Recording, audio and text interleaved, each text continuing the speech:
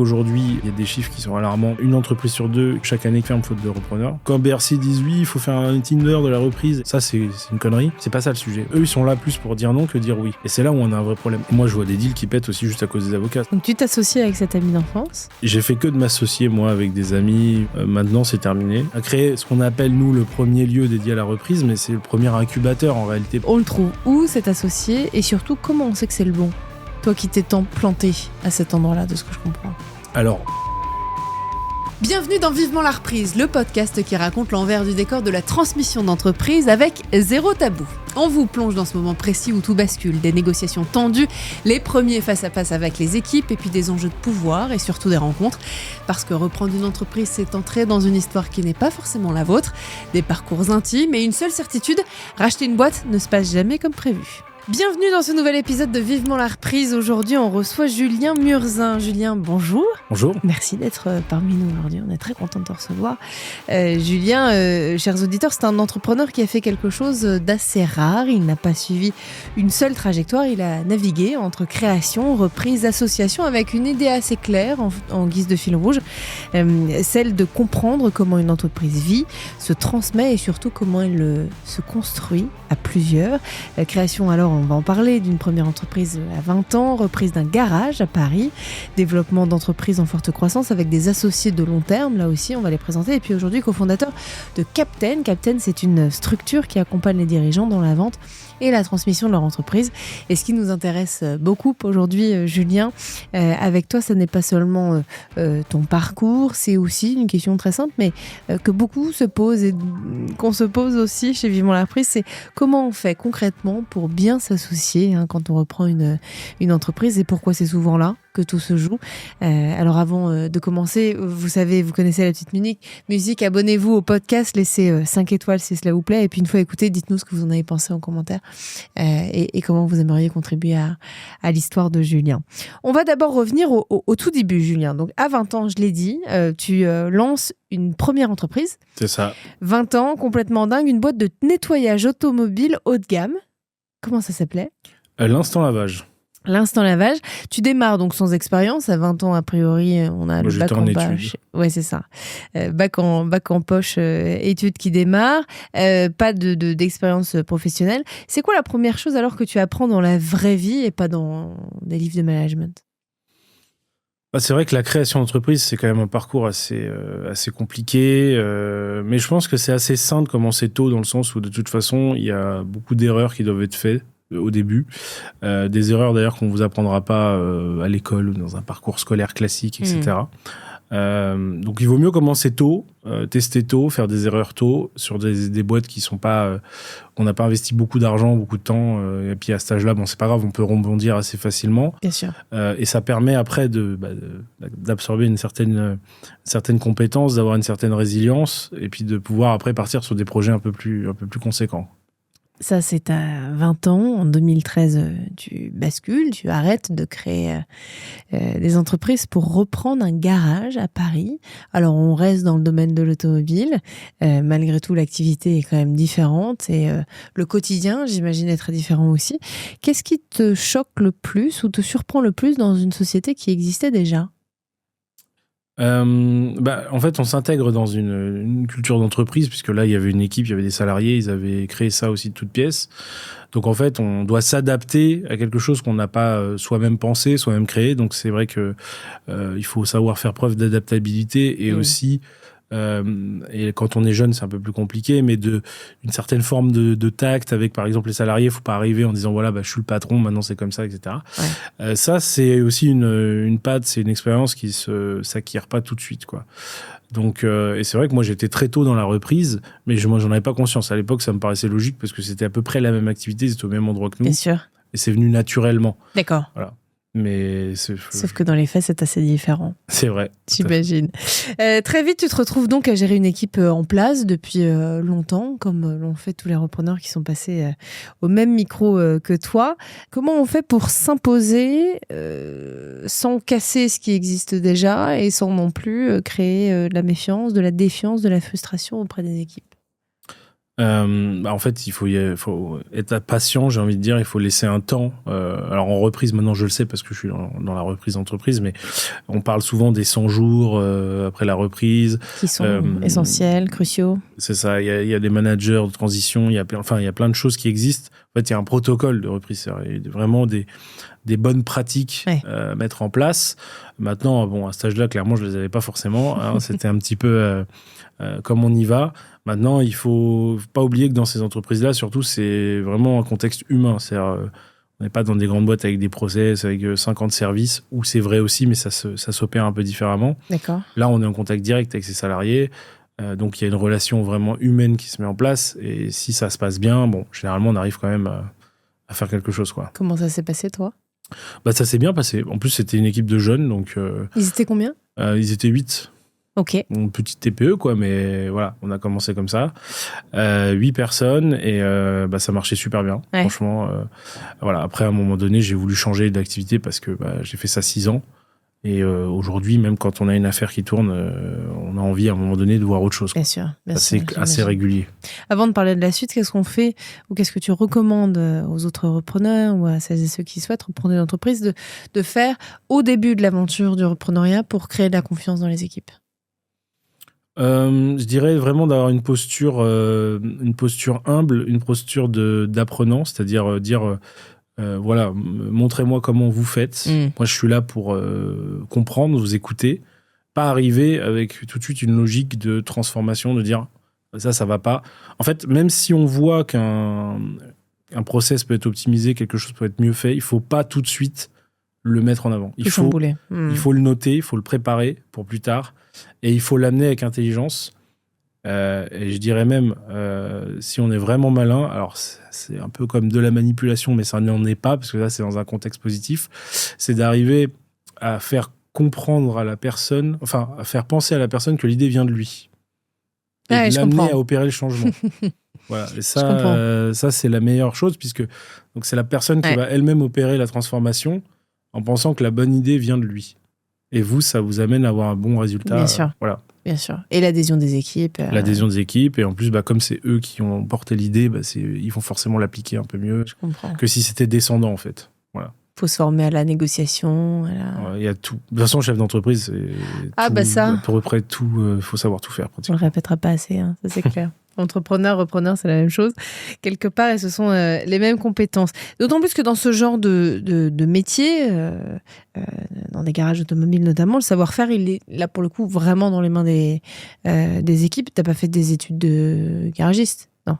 Pas du tout. Pas du tout.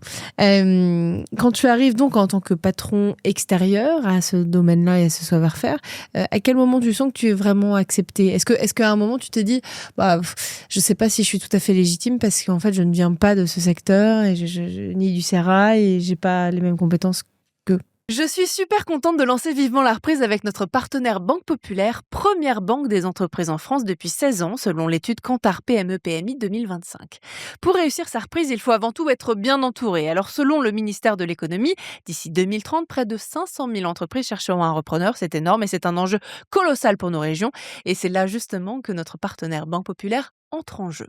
Leur force, vous allez le voir, c'est de vous accompagner sur tout le parcours de transmission, d'abord avec le diagnostic et la valorisation, pendant aussi pour l'exécution et la structuration de financement, et puis après, surtout pour sécuriser votre projet dans la durée.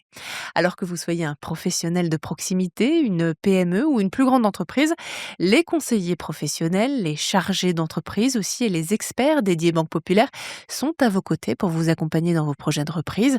Et puis au-delà du conseil, Banque Populaire peut financer, peut garantir et même investir à vos côtés. C'est ce qui sécurise concrètement le repreneur, le vendeur et surtout ce qui assure la pérennité de l'entreprise. Pour anticiper votre projet, rendez-vous sur banquepopulaire.fr. Le lien est dans la description. Merci encore 1000 fois à Banque Populaire de soutenir vivement la reprise. Alors, sur des métiers un peu plus artisanaux comme ça, il y a un peu moins de ce côté... Tu changes encore de logique ensuite avec Tutosmi, c'est comme ça que ça se prononce ? Non, avant il y a eu EasyLock, une boîte de location. Raconte-nous, t'as fait plein de choses. Raconte-nous. En fait, là c'était assez simple. Ça faisait 6 ans que je faisais ça. Ouais. On voulait changer, donc on a revendu les 2 boîtes. Et on avait découvert, avec mon associé, avant que ça arrive en France, les nouvelles mobilités électriques. Donc, ça a été avant que ça arrive à Paris, c'était en 2016. Les trottinettes électriques, il n'y avait pas dans les villes. D'accord. C'était un peu un ovni, c'est-à-dire c'était un objet non catégorisé, il n'y avait pas de réglementation, il n'y avait rien du tout. On les achetait sur Internet, on les fait venir de Chine, etc. Donc, on a découvert ça. C'est vraiment un produit qui est formidable. D'ailleurs, aujourd'hui, tout le monde l'utilise. Et lui, mon associé est parti, il a créé une marque pour faire de la vente avec des boutiques. D'accord. Et moi, en fait, j'ai imaginé un système de location, mais pas dans les villes en free floating comme ça existait. C'était de la location dans des campings. Donc, c'était du B2B. Parce qu'en fait, en France, on a le 2e parc de camping au monde, derrière les États-Unis. Il y en a 8000. Wow. On accueille pratiquement toute l'Europe, les Anglais, les Belges, les Allemands, les Hollandais, etc. Ils viennent chez nous parce qu'ils n'ont pas de plage. Et donc, en fait, c'est une manne énorme. Et les campings, souvent, sont dans les arrière-terres puisque c'est les champs qui ont été reconvertis. Tout à fait. Et les gens, pour aller au centre-ville, qui est en bord de littoral ou à la plage, ils ont besoin de prendre leur voiture. Donc là, j'avoue que j'avais vendu ma boîte, donc là, je me suis lancé là-dedans. Il fallait que je développe une application pour pouvoir gérer les locations à distance. Je n'étais pas développeur. Et à l'époque, il n'y avait pas l'IA. Il fallait que j'importe des machines de Chine. Donc, j'ai trouvé un fabricant. J'ai envoyé une personne là-bas pour aller en usine vérifier ce qu'il faisait, etc. Ah oui. Mais quand on fait un virement de 100 000 € à un Chinois qu'on a rencontré sur Alibaba, non mais c'est vrai, à l'autre bout du monde... Franchement, ça fait un petit peu peur. Oui, je me doute. Parce que moi, j'avais vendu ma boîte, donc là, j'ai réinvesti une grosse partie des économies dans le projet. C'était bootstrap total. Et donc, bon, la chance que j'ai eue, c'est que c'était une personne sérieuse et que j'ai bien reçu mes machines. D'accord. Et on a fait 2 saisons. Mais là, je me suis viandé parce que... En fait, j'ai voulu tout financer moi-même. Je voulais pas lever de fonds, je voulais être tranquille. D'accord. Je voulais bosser 6 mois dans l'année et partir en vacances le reste. Ouais, c'était le plan. À 26 ans, du coup. Et en fait, j'ai sous-estimé un truc tout bête. Mais j'avais pas l'expérience, du coup. Le SAV, c'est-à-dire la capacité des gens à détruire des machines. Et d'ailleurs, on l'a vu même dans les villes après. Bien sûr. Les gens font pas attention. Ouais. Et alors, autant moi, j'avais des systèmes de caution de garantie, donc je pouvais me faire rembourser quand la machine était cassée. Sauf que la machine était cassée, elle était plus louée. Donc, en fait, je perdais quand même le chiffre sur la saison. J'imagine. Donc, on a fait 2 saisons, j'ai arrêté, j'ai vendu les machines. On parle beaucoup des réussites, mais on parle moins des échecs. Surtout en France, c'est un truc qu'on a du mal. Ce qui n'est pas le cas aux États-Unis, par exemple. Bon, quand vous échouez, c'est pas grave, ça repart. Au contraire, vous avez... C'est même plutôt bien vu. Ouais, c'est très bien vu. Parce que justement, vous avez ce truc, vous avez fait des erreurs, maintenant, vous n'allez pas les refaire. En France, il n'y a pas du tout cette philosophie. On est dans la note, on est dans le... Bon. Donc, je repars, je me dis qu'est-ce que je vais faire de ma vie maintenant. Et je reprends contact avec une personne avec qui j'étais à l'école primaire, sur Facebook, c'est très marrant la vie des fois. Et je vois qu'il a monté une boîte dans la formation, et qui était à Roissy, et donc Tutosmi. Et en fait, en échangeant, je me rends compte qu'il a une boîte qui marche bien, mais il n'est pas du tout dans le digital, il n'y a rien qui est automatisé, ils n'ont même pas de CRM, etc. Donc c'est un peu le bazar. Et là, en fait, moi j'arrive, je dis bon, je peux peut-être t'aider. Du coup, je me suis un peu survendu parce que je dis moi j'ai créé une super appli de location de trottinette pour gérer tout le process, un truc compliqué. Je pense que je peux faire pareil chez toi. Il m'a dit ok, fais-moi une espèce de cahier des charges avec une plateforme, un truc, et si ça le fait, on peut bosser ensemble. Donc j'ai fait mon truc, ça leur a plu, ils m'ont dit ok, on bosse ensemble, ça a bien marché. Donc après ils m'ont proposé d'être associé, ils m'ont donné des parts. Ah oui. Ouais, ils m'ont donné des parts, et puis c'était une boîte qui m'a commencé à bien marcher. Comment ça s'appelait ? Tutosmi. Ah oui, c'est ça. En fait, c'était une plateforme, c'était simple, hein. Ils mettaient en relation des formateurs indépendants, des freelances, avec des centres de formation. D'accord. Donc vous avez un centre de formation n'importe où en France, vous avez besoin d'un formateur par exemple en anglais ou en mécanique, ça peut être n'importe quelle thématique. D'accord. Tel jour, pendant tant d'heures, parce que vous avez un groupe, et nous on a une base de données de formateurs et on vous envoie la personne qui va bien. C'est un peu comme un Malte, mais version formation. Et en plus, dans ces années-là, il y avait vraiment le boom de la formation, parce que le CPF est arrivé là. Donc, ça a explosé les ventes de formation, etc. Ouais. Alors, à tort ou à travers, parce qu'il y a eu des erreurs aussi. Enfin, il y a eu des fraudes, il y a eu plein de trucs un peu embêtants. Mais nous, voilà, on était là pour suppléer à la demande. C'est-à-dire, il y a eu beaucoup de demandes de formateurs. Et nous, on a apporté une solution un peu du coup digitale, qui est devenue digitale. Génial. Pour pouvoir leur donner des ressources, quoi. Donc, tu t'associes avec cet ami d'enfance ? En tout cas, ils m'ont donné des parts, donc je suis devenu associé. Ok. On s'est pas associé au sens propre du terme, c'est un peu différent, Ouais, mais globalement, c'est la même idée. On a fait ça pendant 2 ans, 2 ans et demi. Après, on s'est séparés parce que sujet associatif. Alors, avant que tu nous racontes la suite, la première question qui me vient, c'est nous, on entend souvent que s'associer avec un ami, c'est comme s'associer avec son mari ou sa femme. C'est dangereux, ou ça peut l'être, en tout cas. Tu l'as vécu? Est-ce que tu confirmes, tu nuances ou tu démontes complètement l'idée? Non, je valide maintenant à 100%. J'ai fait que de m'associer, moi, avec des amis ou des gens que je connais, etc. D'accord. Maintenant, c'est terminé. D'ailleurs, sur mes dernières boîtes, Ça n'est plus le c'est cas. que des gens qui sont dans un cadre professionnel. Pourquoi ? Parce que, en fait, ça peut très bien se passer, évidemment. Il y a toujours l'exemple où ça va super bien, ou même des couples qui travaillent ensemble. Moi, je pourrais pas, personnellement, mais voilà. Mais par contre, le problème, c'est que une entreprise, en fait, il n'y a pas de morale, c'est très pragmatique, en fait. Donc, en fait, quand il y a un sujet qui va pas, il faut être capable de dire à la personne, ça va pas. Quand c'est un ami, vous avez 2 choix. Soit vous dites rien parce que vous voulez pas abîmer votre amitié, surtout quand ça fait 10, 20 ans que vous connaissez la personne. Mais du coup, ça veut dire que vous mettez en danger la boîte parce que il y a un problème identifié, vous n'êtes pas capable de le formaliser sans créer une dispute. Et en plus, il y a une dispute qui n'est pas rationnelle puisque c'est de l'émotionnel. Et donc, vous rendez pas service à l'entreprise, à toutes ses équipes et à vous-même. Ou alors, vous le dites, et dans ce cas-là, vous risquez de briser une amitié et ça peut vous briser accessoirement, même si c'était un bien fondé, et ça peut aussi vous abîmer personnellement. Ouais. Il faut de l'énergie pour gérer une boîte. Donc, c'est se créer des situations compliquées. Voilà, je pense qu'aujourd'hui, on peut très bien D'ailleurs, c'est quelque chose qu'on pousse vachement, nous, dans la reprise, on en parlera peut-être, mais je pense que c'est mieux de s'associer à quelqu'un où le deal, il est clair à la base. C'est tu fais ça, je fais ça, on a telle compétence, on est là pour le boulot. Moi, voilà, mes associés sur Captain, je fais pas de barbecue avec eux. Non, mais c'est bizarre, mais on travaille, on est là pour bosser, on a un objectif. Peut-être plus sain aussi. En tout cas, ça dépend évidemment des personnalités, de comment on gère ça à chaque fois. Ça. Mais après, il n'y a pas de généralité. Non, mais j'ai testé 5-6 boîtes avec des amis différents, je les ai tous faits. Ouais. Et franchement, c'était cool. Hein. Franchement, on a passé des bons moments humains. Mais après, c'est vrai que dès qu'il y a des sujets, en fait, quand tout va bien, ça va. Quand il y a des problèmes, c'est là où ça devient compliqué. Notamment quand on vit des fortes croissances. La forte croissance, ça c'est la boîte d'après encore, où c'est exactement ça. Oui. Mais la forte croissance, ça peut être un vrai sujet. Exploser en vol. En fait, il y a des gens qui ont des compétences, il y a des gens qui ont aussi une certaine forme de résilience, aussi de gestion du stress, etc.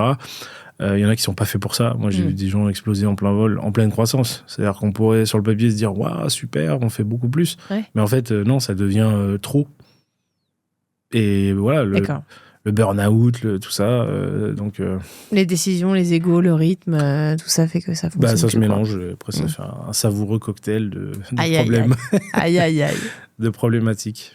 Est-ce que c'est cette aventure-là et quelque part la somme de toutes les précédentes qui a fait que tu t'es réveillé un matin en disant maintenant je veux cofonder Captain ton aventure initiale, et d'ailleurs en une phrase la plus courte et la plus simple possible, parce que tu veux bien nous dire qui tu aides et à faire quoi exactement.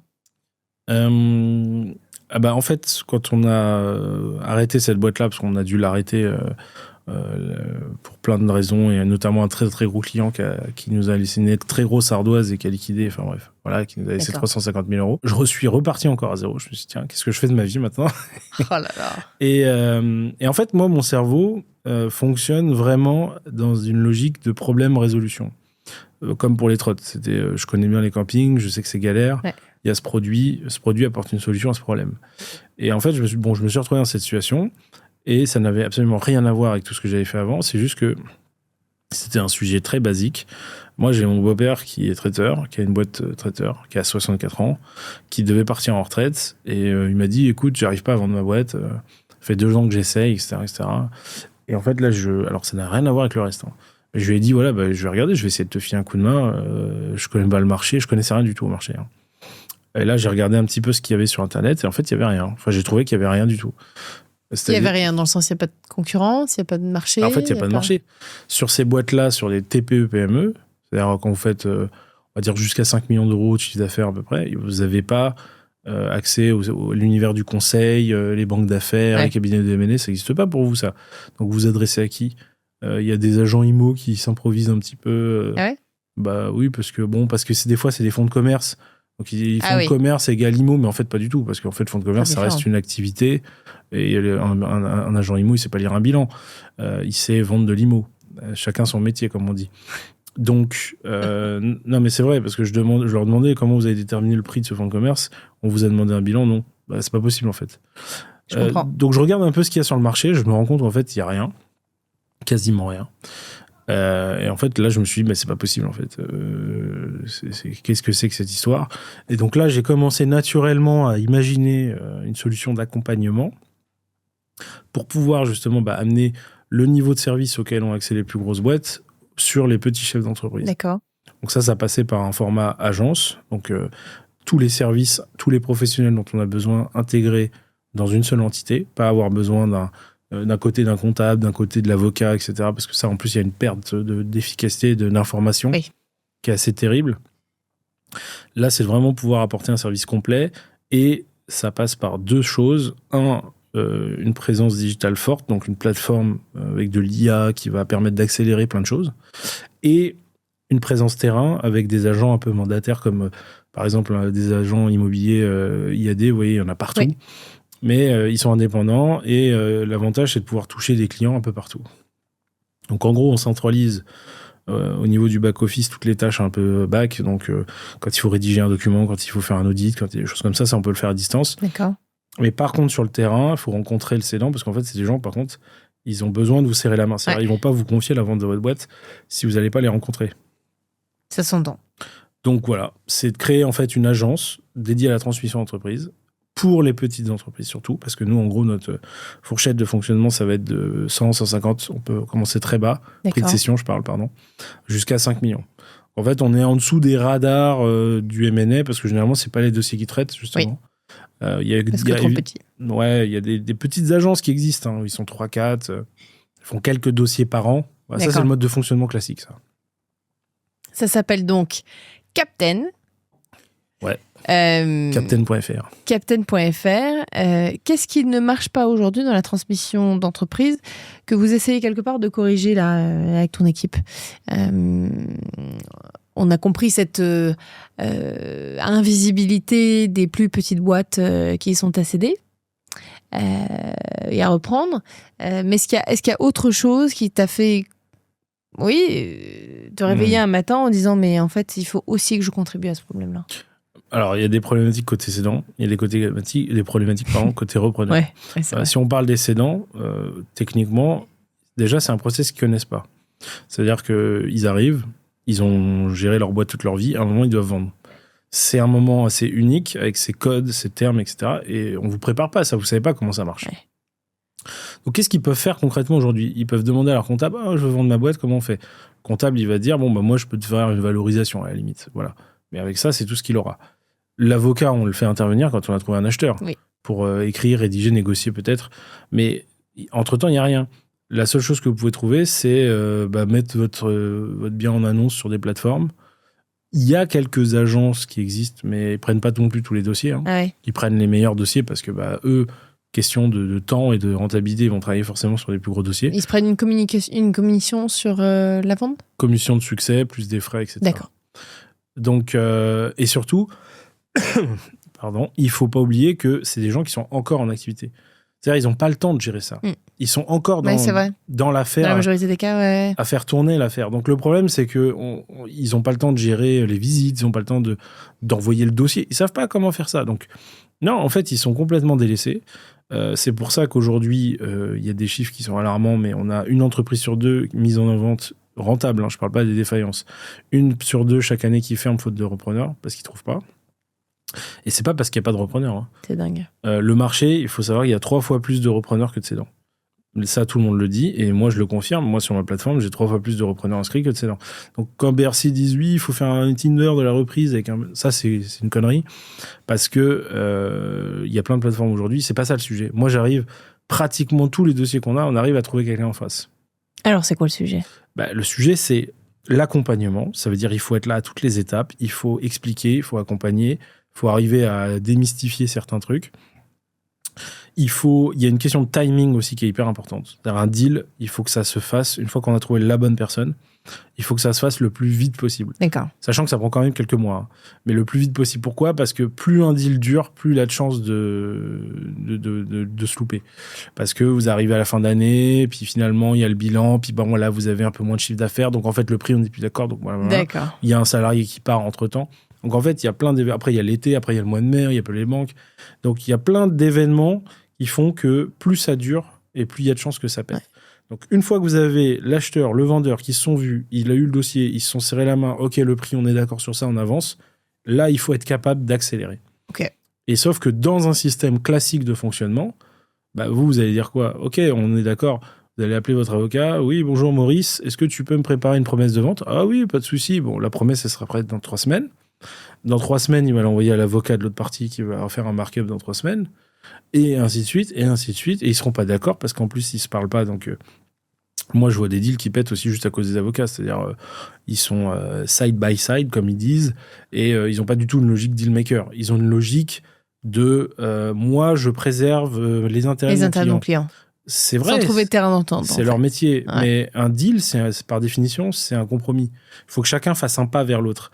Et moi, je vois vraiment des discussions lunaires entre avocats. Non, confrère, on n'accepte pas ça. Mais je me dis, attends, peut-être que ton client, il est prêt à... Il y a un risque, ok, il est peut-être prêt à y aller. Il préfère peut-être vendre que sécuriser au maximum le truc.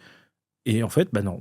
Et comme il y a un peu un côté sachant, on écoute. Si l'avocat dit non, mais ça, c'est pas bien. C'est sûr. Eh des deals se font pas. Mais sauf qu'à la fin, si le client il ferme sa boîte parce qu'il l'a pas vendu, il sera pas plus arrangé. Ouais. Par contre, lui, l'avocat, il aura facturé. Et puis, il aura pas eu de problème parce qu'il y aura pas eu de problème.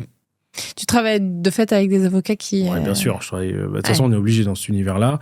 Je veux dire, tu en recommandes, tu as une équipe, un pool d'avocats que tu proposes à tes clients. On en a associés dans l'agence qui sont avec nous. On en a des partenaires, des très très bien, qui sont justement dans une logique un petit peu plus de deal. C'est-à-dire qu'ils comprennent qu'à un moment donné, il faut savoir lâcher sur des choses, il faut savoir faire du compromis. Ouais. Et ça, c'est pareil. En France, le compromis, c'est un truc... c'est un peu compliqué. Ouais. Et donc, c'est là où nous, on intervient. On présente les bons partenaires, ils sont disponibles. On va pas attendre 3 semaines pour avoir un document. Ça, c'est mort. Et on va être là à toutes les étapes. Donc, les valos, les audits, les rédactions, le financement. Le financement, c'est le plus gros problème. Ouais. Pour répondre à la question tout à l'heure. Oui. J'ai aucun problème à trouver des acheteurs en face de vendeurs. J'ai aucun problème à les accompagner, à faire aboutir un deal. C'est pas simple, mais on le fait. Là où ça coince le plus, c'est le financement. Pourquoi ? Parce que de la même manière que pour le conseil, sur ces tailles d'entreprise-là, ça n'intéresse pas la dette privée, l'equity, les fonds d'investissement, etc. Ça, c'est des plus grosses boîtes. Donc, qu'est-ce qu'on a en termes de possibilités de financement ? La banque. Il n'y a que la banque, globalement. Le problème de la banque, c'est que la banque, ce n'est pas un investisseur. La banque, ils ont une logique risque. Donc, en fait, la banque... c'est pas qu'ils vont tout faire pour pas prendre le dossier, mais clairement ils vont regarder tout ce qui va pas plutôt que de dire ça a l'air super.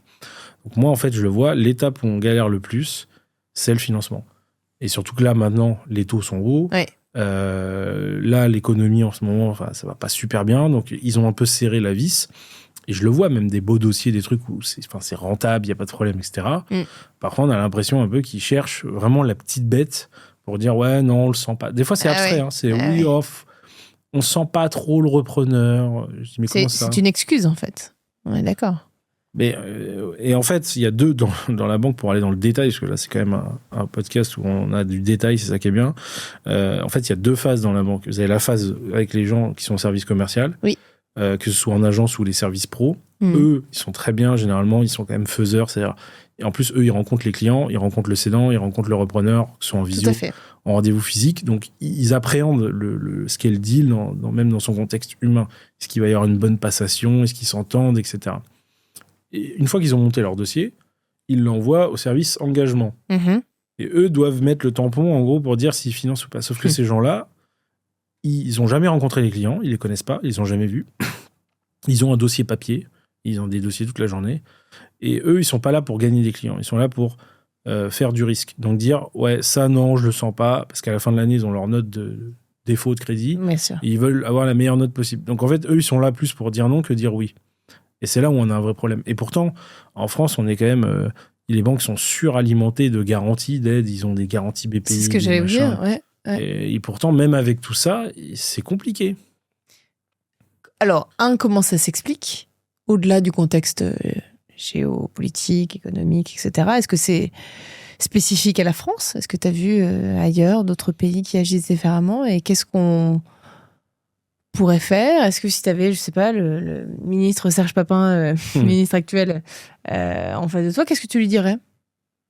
Je dirais que le problème, c'est pas le Tinder, c'est le financement. En fait, les banques, ils ont un devoir de financer l'économie. Sinon, l'économie va s'effondrer, notamment sur les PME, parce qu'il y en a plein qui vont se cracher et il y aura plein de destruction d'emplois. On leur a mis des dispositifs d'aide. Ils ont BPI, il y a le prêt transmission, qui est un dispositif formidable, qui est très peu utilisé, mais qui est vraiment une arme de guerre sur la reprise d'entreprise, qui est pas assez utilisé. Pourquoi ? Parce que pas assez connu ?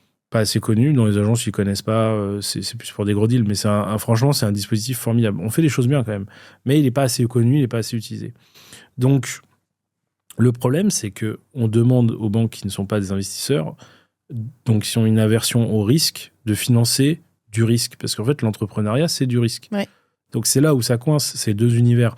Dans d'autres pays, j'ai pas évidemment une connaissance mondiale du sujet, mais aux États-Unis, le financement d'entreprise, ça représente que 30% de leur financement. Le reste, c'est de la dette privée, des investisseurs. Enfin, ils ont une logique entrepreneuriale qui est complètement différente. Or, nous, en France, 70% des financements des entreprises, c'est de la banque. Sauf que la banque, ce qu'ils vont demander, c'est le profil parfait, qui a le plus d'apports possible. Sauf qu'aujourd'hui, c'est compliqué pour les gens d'avoir du cash vraiment de côté. Bien sûr. Donc, si on n'a pas assez d'apports, comment on fait ? En fait, on fait rien.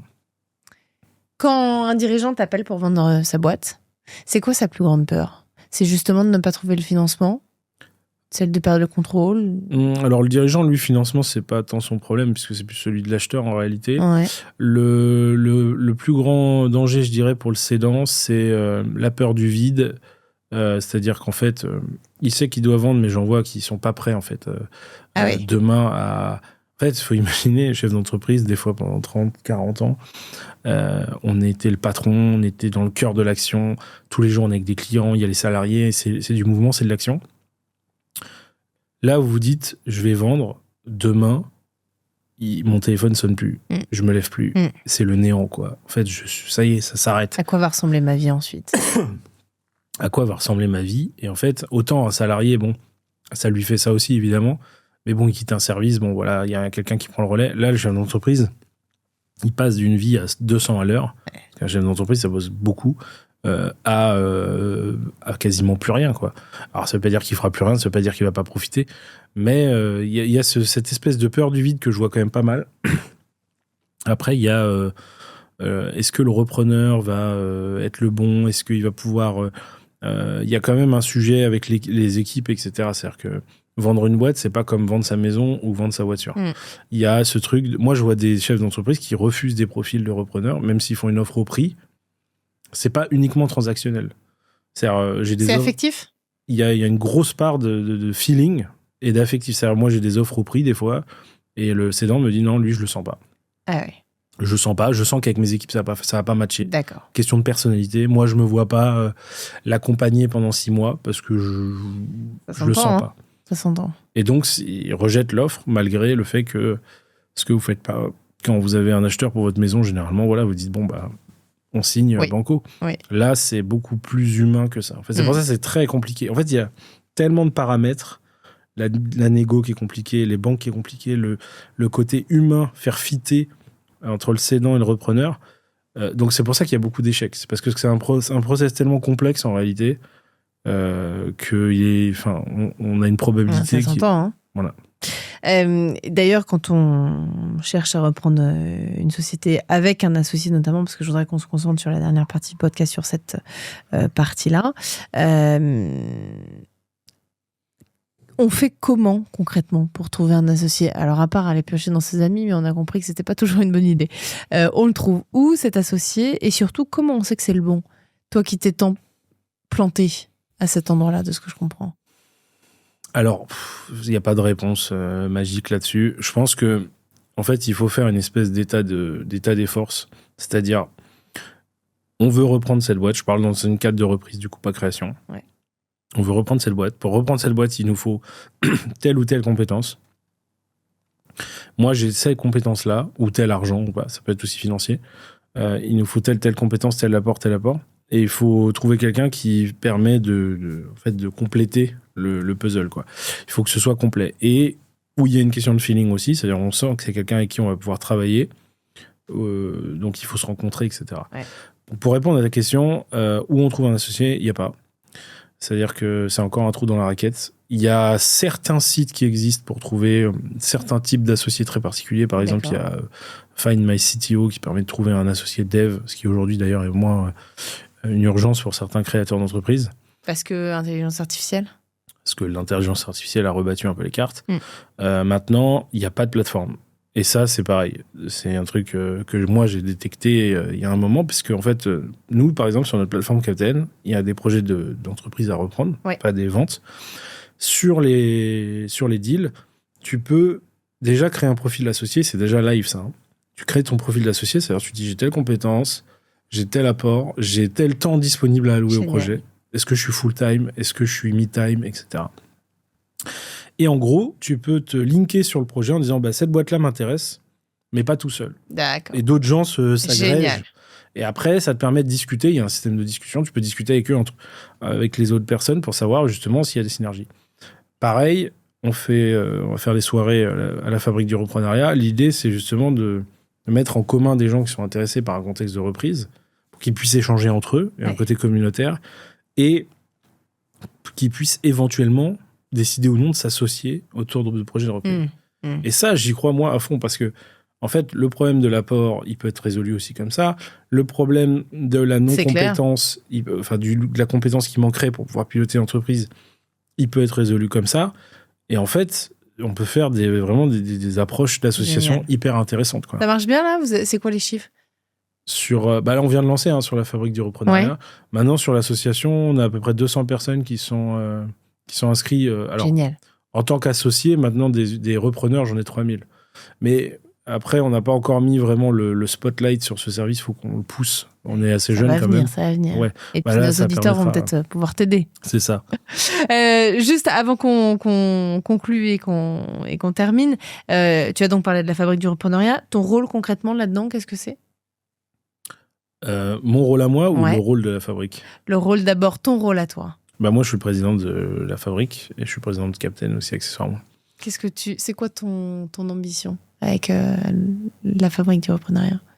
La Fabrique du Reprenariat, c'est de permettre d'accompagner un maximum de repreneurs jusqu'à la reprise. En fait, on a créé un bootcamp de formation qui répond à l'amont. Captain faisait le transactionnel. Oui. C'est-à-dire qu'on fait le deal. On accompagne soit le cédant, soit le repreneur. Au moment où il a trouvé sa boîte, il veut acheter, on rentre avec lui à l'achat sur le deal. D'accord. Mais c'est le moment de la transaction. Avant ça, on a beaucoup de gens qui nous disent, voilà, j'aimerais bien reprendre une boîte, mais je ne sais pas par où commencer, je ne connais pas les termes, je ne sais pas où trouver les bonnes affaires, etc. Ouais. Donc le bootcamp, en fait, il y a 6 jours en présentiel ici à Paris. Génial. On va t'expliquer comment ça fonctionne, quels sont les pièges, quels sont les termes à connaître, un crédit vendeur, un earn-out. C'est des termes un peu spécifiques à la reprise. Ouais. Donc on t'explique tout ça, on te prépare, on fait aussi ton cadrage. Ça, c'est un des pain points importants, c'est je ne sais pas quoi reprendre, j'ai envie de me lancer, j'ai envie d'entreprendre, pas en création, mais en reprise, mais je ne sais pas quoi reprendre. Donc, on va travailler avec toi ta stratégie et faire un cadrage précis avec ton budget, la zone géographique, enfin ce genre de choses. D'accord. Et une fois qu'on a fait ça, une fois que le bootcamp est fini, tu as une phase de sourcing. On va chercher des boîtes pour toi pendant 3 mois. On va aller chercher en prospectant. Ouais. On va chercher des boîtes sur le marché. On présente les boîtes au repreneur. Et une fois qu'il a trouvé celle qui l'intéresse, on rentre dans le deal avec lui au succès pour aller faire en sorte qu'il ait repris la boîte. Très clair. Très clair. À quoi ça doit ressembler dans, 5-10 ans si ça marche vraiment? On aura écrit plein de belles histoires, plein de reprises. On fait des soirées, on va faire une soirée par mois sur le thématique de la reprise. Donc, génial. Les anciens du bootcamp vont pouvoir venir aux soirées, ça va devenir de plus en plus gros. Trop sympa. Il y aura un côté un peu communautaire, ça on veut vraiment l'appuyer. Associatif aussi, on en a parlé. Ouais. L'idée, c'est d'accompagner un maximum de personnes. On apporte aussi des solutions, on est en train de travailler sur des solutions sur la partie financement pour suppléer le problème des banques. Et puis de l'autre côté, d'un côté Captain, l'ambition, pour répondre à ta question, l'ambition c'est d'être la première agence nationale dédiée à la transmission d'entreprise sur le segment TPE, PME vraiment petites, small cap comme on dit. Parce que on parle beaucoup du CRA notamment dans les épisodes Le passés. CRA, ouais. Ils sont pas tellement concentrés sur cette Le CRA, ils accompagnent. Enfin, ils font la formation. Un peu ce que nous, on fait. Le CRA, je critiquerai pas. C'est des anciens chefs d'entreprise, c'est des bénévoles. Ils sont retraités, c'est la condition pour rentrer. Donc, c'est bien. Le seul problème, c'est que ça convient pas à tout le monde. D'accord. Ça parle moins aux jeunes aussi, accessoirement. Et ils sortent de là avec une note de cadrage, mais qui est quand même assez formatée. Enfin, ils ont tous à peu près le même scope de recherche. D'accord. Donc, et puis le CRA, ça s'arrête à peu près à ça. Après, ils peuvent présenter des affaires, mais donc de toute façon, le CRA il pourra pas répondre à tout le marché. Ouais. Donc nous, on est une brique en plus. L'idée, c'est de pouvoir faire plus de deals. Je comprends. Mais en tout cas, ça donne envie. D'autant plus que c'est à Paris et que les studios, mesdames et messieurs, vous le savez certainement, de Vivement la reprise ont lieu à Paris. Je crois qu'on est voisins même. On est à de quelques rues. Ouais, deux rues d'écart. Moi, je crois qu'on va venir passer quelques soirées avec vous à la rencontre plaisir. Toujours de l'écosystème. D'abord, et ce sera ma guise de conclusion, si tu pouvais revenir voir le Julien de 20 ans dont tu nous as parlé en début d'épisode, tu lui dirais quoi très concrètement ? Alors, très, très, très bonne question, parce que c'est un truc que je dis très souvent. Non, mais c'est vrai. En fait, j'aimerais pouvoir me parler à mon moi de 20 ans pour me dire, en fait, arrête de penser uniquement création et pense reprise. C'est un problème dans le problème, la poupée russe des problèmes. On a parlé de financement, on a parlé de plein de trucs. Ouais. Il y a le problème de l'éducation. Aujourd'hui, on a mis le spotlight à fond sur la création d'entreprise. Oui. Startup Nation, Big, qui veut être mon associé, machin. Bon, le problème, c'est qu'il n'y a pas que de la création d'entreprise. Il y a plein de boîtes super à reprendre, mais ça, on n'en parle pas. Donc, les jeunes ou moins jeunes, ils n'ont pas du tout ce réflexe. Ils ne regardent pas trop. Et en fait, c'est beaucoup plus safe de reprendre une boîte que de créer une boîte en réalité. Et il ne faut pas tant d'argent qu'on pourrait penser, parce qu'il y a un effet de levier. Enfin, voilà. Et donc, j'aimerais me parler à mon moi plus jeune, parce que par exemple, quand j'ai vendu mon garage, si j'avais pas voulu forcément créer quelque chose de nouveau, mais que j'avais investi, par exemple, dans une reprise, peut-être que je serais en retraite, loin sur une île. Voilà, parce que j'aurais investi intelligemment dans un actif qui produit, qui est déjà rentable, plutôt que tout risquer sur une création. Voilà, on refait pas le monde. Mais en fait, je pense qu'il faut sensibiliser les gens à la reprise. Et il y a plein de cadres dans des boîtes qui s'embêtent dans leur poste, qui aimeraient entreprendre, mais par exemple, eux, ils sont prisonniers de leur vie. C'est-à-dire qu'ils sont dans des belles boîtes d'audit, ils gagnent bien leur vie, ils ont un bel appart. Ouais. Jamais ils peuvent lâcher tout pour dire je crée une boîte. C'est une énorme prise de risque aussi, de créer une boîte. Et donc, ils peuvent pas parce qu'ils sont prisonniers du système dans le sens où ils ont leur charge et c'est fini, en fait. Ouais. Alors, quand il y a des enfants, c'est encore pire. Donc, pour eux, qu'est-ce qu'il faut faire ? C'est la reprise, parce qu'ils peuvent se payer déjà dès le premier jour. Ils investissent et ils peuvent se payer. Il y a moins de risques. Il y a plein de scénarios. Les gens qui ont 55 ans, qui se sont fait bazarder, les cadres, qui retrouveront pas un poste, parce qu'à cet âge-là, ça va être très compliqué. Ouais. Et ben eux, la voie de sortie parfaite, c'est la fin de carrière, c'est la reprise. Ils ont une expérience à faire valoir, qui est un frein dans leur recherche d'emploi, mais qui est un avantage dans la reprise par rapport à une banque, par exemple. Bien sûr. Ils ont potentiellement de l'argent de côté parce que c'est pas des gens qui sont qui ont travaillé des années, etc. Et ils peuvent mettre à profit tout ce qu'ils ont appris, gérer une boîte pendant 10 ans jusqu'à leur retraite, plutôt que de retrouver un poste pour attendre de toucher la retraite. Et en plus, ils partiront en retraite avec une situation patrimoniale qui est bien plus intéressante que s'ils avaient retrouvé un poste. En fait, c'est un sujet qui s'adresse, alors, pas à un jeune sorti de l'école, ça peut... Parce que ça nécessite quand même des moyens. Moyens, oui, mais c'est surtout l'expérience. C'est vrai qu'à un moment donné, le 20 ans au premier garage, on met une entreprise qui est quand même bien constituée, avec plein de services à faire tourner. Est-ce qu'on a les capacités, l'expérience de le faire sans risquer de se cracher ? Là, c'est plus compliqué à déterminer. Je pense qu'il faut quand même un minimum de background, il faut bosser dans une boîte, etc. à apprendre. Mais après, on peut s'orienter vers la reprise. Mais là, pour parler de l'argent, ça, c'est le frein numéro 1 des gens qui passent à la reprise. Sûr. Il faut savoir une chose, c'est qu'aujourd'hui, toutes les aides qui existent dans le cadre de la création d'entreprise s'appliquent dans le cadre de la reprise. Ça, c'est très important à dire. Prêt d'honneur, etc. Donc, quand vous avez demandé un prêt d'honneur pour une création de boîte de 30 000 €, vous pouvez l'avoir pour une reprise. Donc, vous avez 30 000 € de côté, c'est-à-dire vous avez 60, vous pouvez déjà racheter une boîte qui fait 400, 500 000 € de chiffre d'affaires. Et c'est déjà une belle première affaire. Bien sûr. Merci. de nous partager de tout rien. ça, parce que c'est typiquement, voilà, un conseil parmi plein d'autres que tu nous as partagé aussi dans le cadre de cet épisode, qui est important à dire, parce moi je ne savais pas du tout, typiquement, que les prêts d'honneur pour entrepreneurs dans le cadre d'une création d'entreprise s'appliquaient aussi à une reprise, alors qu'effectivement ça change un peu la vie quand on peut aussi y accéder. D'autant plus que d'un point de vue extérieur, tu parlais un petit peu du côté éducatif, pédagogique et de notre imaginaire collectif autour de la reprise. En tout cas, moi j'ai toujours entendu beaucoup de concours, d'aides, publiques ou privées d'ailleurs, sur l'entrepreneuriat, Startup Nation et la création d'entreprise, et beaucoup moins en tout cas sur la reprise d'entreprise. Donc, je vais te donner un dernier exemple. Regarde, il existe tout un écosystème, une myriade d'incubateurs, d'accélérateurs. Il y a quoi pour la reprise? Nous, la fabrique. La fabrique du reprenariat. On a créé ce qu'on appelle, nous, le premier lieu dédié à la reprise, mais c'est le premier incubateur en réalité, parce qu'on prépare, on forme, on accompagne, même sur le financement. Parce qu'il n'y a rien qui existe pour la reprise. Parce que, encore une fois, on a mis l'accent uniquement sur la création. Si tu avais, et ce sera ma dernière question, Julien, une baguette magique pour régler un seul problème dans la transmission d'entreprise en France, qu'est-ce que tu changerais en premier ? Franchement, je mettrais juste sur la partie financement, je mets une obligation pour les banques, surtout s'ils ont des aides, parce qu'ils demandent à chaque fois la garantie BPI, le machin. Oui. Ils sont surprotégés déjà. Mais ils devraient avoir des obligations de financement, parce que ça fait partie en fait de l'économie. C'est-à-dire que c'est comme le fait de financer du prêt IMO. Le prêt IMO, ça leur rapporte pas d'argent, contrairement à ce qu'on pense. Mais en fait, c'est une obligation de l'économie. Parce que si les banques n'accordent pas des crédits pro, le marché est bloqué, il se passe rien et c'est fini. Donc, c'est les seuls à avoir l'autorisation de la création de monétaire. C'est leur avantage, mais ils ont en face une obligation qui est de faire financer l'économie. Ouais. Et ça, il faut qu'ils le mettent un peu plus en pratique, notamment sur les petites boîtes, parce que sans eux, malheureusement, ça va être très compliqué, quoi. Le message est passé. Merci infiniment, en tout cas, Julien, d'avoir été parmi nous aujourd'hui. Ça a été un immense plaisir. Une dernière question, je disais que c'était ma dernière question, mais peut-être une dernière, notamment pour nous adresser exactement à nos auditeurs. Qu'est-ce qu'on peut faire pour t'aider aujourd'hui? De quoi as-tu besoin et comment notre communauté peut t'accompagner, te venir en aide? Écoute, déjà, le fait de passer dans l'émission, ça nous donne de la visibilité. Et nous, encore une fois, c'est un sujet de faire connaître la reprise pour les repreneurs.